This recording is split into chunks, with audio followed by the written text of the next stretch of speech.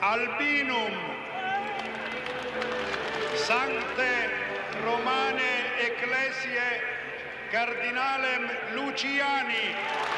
Si muove tra sacro e profano la domenica di Antenna 3, una domenica rigorosamente in diretta per raccontarvi un nord-est dalle 1000 sfaccettature. Si parte alle 10 in punto per seguire minuto per minuto il rito di beatificazione di Albino Luciani, quel Papa Giovanni Paolo I che nonostante i suoi soli 33 giorni di pontificato ha cambiato il volto della Chiesa Cattolica. La piazza di Canale d'Agordo, sua terra natale, si alternerà a quella di San Pietro, dove Papa Francesco officerà il rito per proclamare Luciani beato. Racconteremo le emozioni dei suoi compaesani, di chi l'ha conosciuto e ne conserva ancora il ricordo. Una storia straordinaria che ha attraversato il Veneto. Luciani, prima di diventare pontefice, era stato vescovo di Vittorio Veneto e patriarca di Venezia.